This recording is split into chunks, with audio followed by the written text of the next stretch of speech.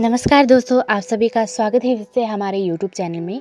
आज भी मैं लेके आई हूँ बाबा नीम करोली महाराज जी से रिलेटिव कुछ घटनाएं, कथाएं। उससे पहले आज मैं बताने जा रही हूँ कैंची धाम मंदिर के बारे में, जो बाबा जी की मनसा सिद्धि माँ की प्रतीक है। तो चलते हैं। बाबा जी महाराज जी की मनसा मन में उठी मौज लहर बाद ही उनका संकल्प बन जाती थी। ऐसी मौज में उठी मनसा कब, कैसे, किस रूप में पूरी होगी, केवल वो ही जानते थे। प्रसंग तो अनेक हैं, पर यहाँ श्री कैंची धाम हनुमान मंदिर को लेकर तथा अगले परिच्छेद में कुछ और प्रसंगों को लेकर ही दृष्टांत दिए जा रहे हैं। सन 1942 में कैंची ग्रामवासी पूर्णानंद तिवारी सवारी के अभाव में नैनीताल में गेठियां होती हुए अपने मुकुंदमे के कुछ कागजात लेने अकेले ही कैंची को पैदल लौट रहे थे। रात होने को आ गई थी।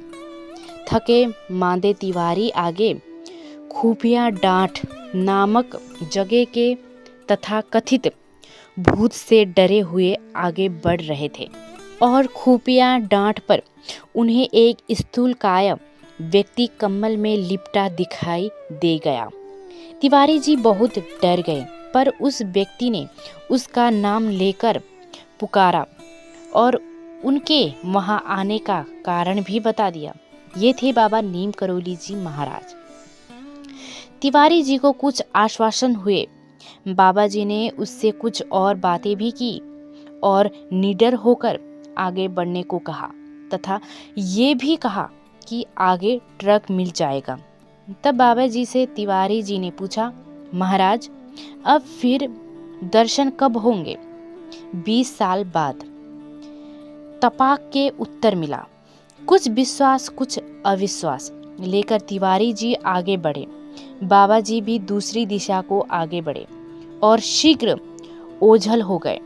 तिवारी जी की दृष्टि से तिवारी जी को कुछ ही देर बाद ट्रक मिल गया और ठीक 20 वर्ष बाद 1962 में जब बाबा जी तुलाराम शाह जी एवं सिद्धि माँ के साथ टैक्सी में रानीखेत से नैनीताल के लिए लौट रहे थे, तो बाबा जी कैंची में उतर गए। यहाँ बता दे कि रानीखेत जाते समय रास्ते में महाराज जी के मुंह से एकाएक निकल गया, श्यामलाल। बड़ा अच्छा आदमी था। श्यामलाल जी तुलाराम जी के समाधि थे। श्री माँ को महाराज जी का श्यामलाल जी के प्रति था शब्द का उपयोग भी खटक गया था और रानीखेत चहुचने पर टेलीफोन से खबर मिली कि श्यामलाल जी की हार्ट फेल के मृत्यु हो गई। उसी ही दिन इसी सिलसिले में मैं श्री माँ और तुलाराम जी नैनीताल वापस जा रहे थे। बाबा जी कुछ देर सड़क में पैरा पेट पर बैठे रहे। तब एक व्यक्ति द्वारा पूर्णानंद जी को बुलाया। 20 साल की पूर्व स्मृति ताजी हुई। तब स्नान के बारे में चर्चा हुई और बाबा जी ने उस स्थल को देखने की इच्छा प्रकट की जहां साधु प्रेमी बाबा तथा सोमवारी महाराज ने वास किया था और हवन भी किए थे। श्री माँ के साथ बाबा जी ने नदी पार कर अपने पावन चरण वर्तमान कैंची आश्रम की भूमि पर रखे। तारीख मई 25 सन 1962 थी। घास जंगल साफ कर उस हवन कुंड की बाबा जी को दिखाया गया। बाबा जी ने आज्ञा दी कि फौरन इस कुंड को चबूतरे से ढक दिया जाए। तब ये कार्य हो रहा था तो जंगल के लोगों ने आपत्ति की।